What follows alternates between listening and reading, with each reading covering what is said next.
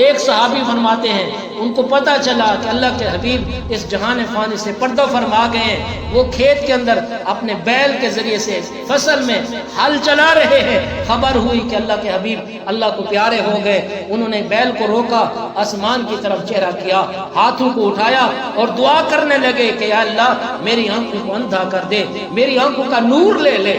کیوں کہ جب اللہ کے حبیب نہیں رہے مجھے کسی اور کو دیکھنے کی ضرورت ہی کیا ہے۔ اور اللہ تعالیٰ قبولیت کا وقت تھا، قبولیت کا وقت تھا، اور اس کی آنکھوں کا نور چلا گیا، اور ان کے فیصلے کیا تھے؟ جب حضور نہیں رہے تو ہمیں یہاں پر رہنے کا کیا حق ہے؟ کس کو ہم دیکھیں گے؟ ہماری آنکھیں کس کے لیے ہیں؟ ان کی تو آنکھیں تھی ہی اس لیے کہ محمد رسول اللہ کا والضحیٰ والا چہرہ دیکھے، ما زاغ البصر والی آنکھیں دیکھے، ہم حضور کا واللیل والی زلفیں دیکھے، ہم تو حضور کی زیارت کریں۔ جب حضور نہیں رہے ہمیں دیکھنے کی ضرورت کیا ہے کسی اور؟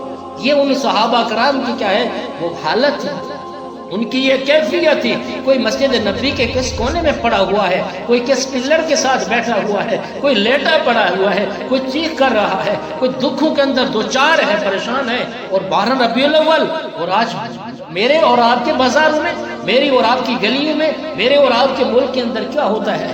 کیا اس وقت فنکشن ہو رہے ہیں؟ اور ویڈیوز میں دیکھا گیا ہے کہ ڈھول بانسری کے اوپر ناچا جا رہا ہے، حضور کی ولادت کی خوشی کا اظہار کیا جا رہا ہے۔ کیا یہ کون سا طریقہ ہے؟ یہ کس نے طریقہ بتایا ہے؟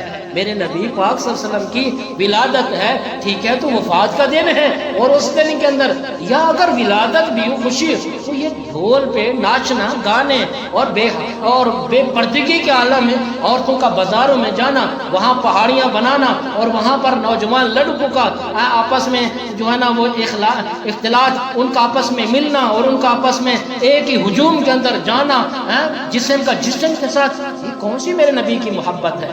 یہ کون سا میرے نبی کا طریقہ ہے؟ یہ کون سا عشق رسول ہے جو اس حد تک عوام الناس کو لے گیا ہے؟ نماز کی بات نہیں، نماز پہ بات نہیں کرتے، اور اچھے اخلاق پہ بات نہیں کرتے، بیٹیوں کا حق نہ کھاؤ اس بات پر بات نہیں کی جاتی، پڑوسیوں کے حقوق ہیں اس پر بات نہیں کی جاتی، حقوق العباد کا خیال رکھو اس بات پر بات نہیں کی جاتی، تمہارے پر رمضان میں روزے فرض ہیں اس کو رکھو اس بات پر بات نہیں کی جاتی، بد نظری سے اپنے آپ کو بچاؤ، موبائل کے گناہوں سے اپنے آپ کو بچاؤ، ماں باپ کا ادب اور احترام کرو، بہنوں کا حق نہ کھاؤ، کسی پر ظلم نہ کرو، بد نظری تم نہ کرو، اور فحاشی والی ویڈیوز تم نہ دیکھو، ڈرامے تم نہ دیکھو، وقت کا ضیاع تم نہ کرو، سود کا کاروبار تم نہ کرو، غیبت تم نہ کرو، حسد تم نہ کرو، کینہ بغض، ان چیزوں سے نہیں روکا جاتا۔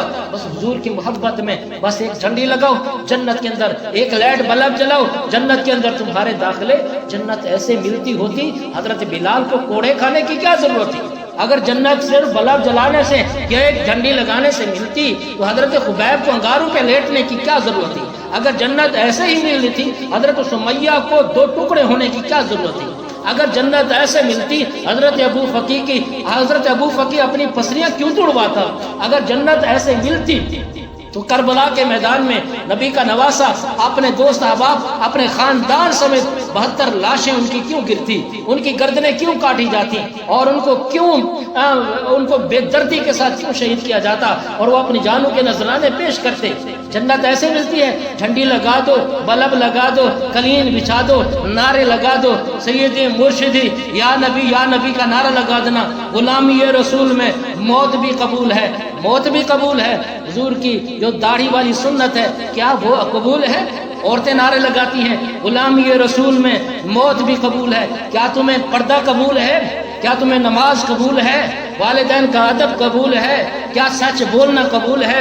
گناہوں سے اپنے آپ کو بچانا قبول ہے؟ کیا بازار کی زینت کو اختیار کر کے بازار میں نہ جانا یہ تمہیں قبول ہے؟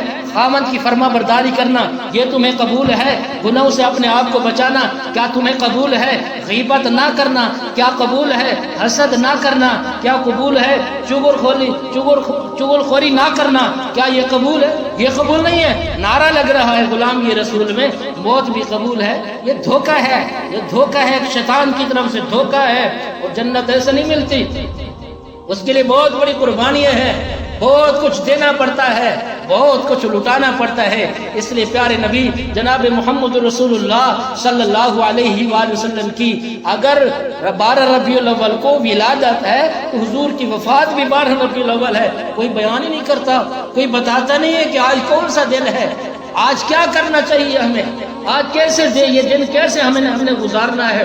ڈھول والے، باجے والے، بانسری والے، ناچنے والی عورتیں ناچ رہی ہیں، نوجوان ناچ رہے ہیں، ایک فنکشن سا بنا ہوا ہے، جی میلاد ہے، میلاد ہے، حضور کا میلاد ہے۔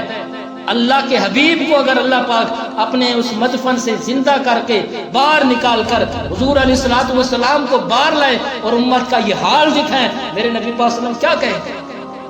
کیا کہیں گے ان عورتوں کو جو میلاد کے نام پر بازار میں گئی ہوئی ہیں، سر کے اوپر دوپٹہ نہیں ہے، بازار کے اوپر گئی، کیا کہیں گے ان کو؟ وہ عورتیں جو فیشن اختیار کر کے میلاد پڑھ رہی ہیں، ویڈیوز بنوا رہی ہیں، پردہ کرتی نہیں ہیں اور چہرے کو اور میک اپ کر کے پورا لباس ایک جس طرح ایک دلہن تیار ہوتی ہے اس انداز میں اپنے آپ کو تیار کر کے وہ نعت پڑھ رہی ہیں۔ کیا قیامت والے دن حضرت فاطمہ الزہرا نے ان سے پوچھا کہ میں تو فاطمہ وہ تھی جس نے یہ کہا تھا حضرت علی المرتضیٰ سے کہ علی جب میں مر جاؤں تو میرا جنازہ رات کو اٹھانا۔ حضرت علی نے فرمایا فاطمہ تیرا جنازہ دن کو اٹھائیں گے، تیرا جنازہ دن کو، اور دوست احباب آئیں گے، اعلانات کرائیں گے۔ کیا فرمانے لگی علی نہیں ایسا نہیں، بلکہ میں وہ فاطمہ ہوں جس کے چہرے کو یا تو مرتضیٰ یعنی علی تم نے دیکھا ہے یا محمد مصطفیٰ ابا جی نے دیکھا ہے، جب تک میرے چہرے کو کسی غیر محرم نے دیکھا ہی نہیں ہے میں نہیں چاہتی کہ میرے کفن پہ بھی کسی غیر محرم کی نگاہ پڑ جائے۔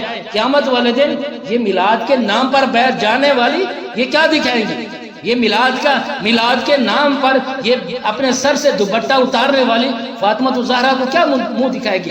حضرت عائشہ کو کیا منہ دکھائے گی؟ حضرت خدیجہ کو کیا منہ دکھائے گی؟ ازواج مطہرات کو کیا منہ دکھائیں گے؟ حضور کی 4 بنات کو یہ کیا منہ دکھائیں گی؟ حضرت صحابیات کو کیا قیامت والے دن منہ دکھائیں گی؟ کیسے کیا کہیں گی کہ ہم نے حضور کا میلاد کیسے منایا تھا؟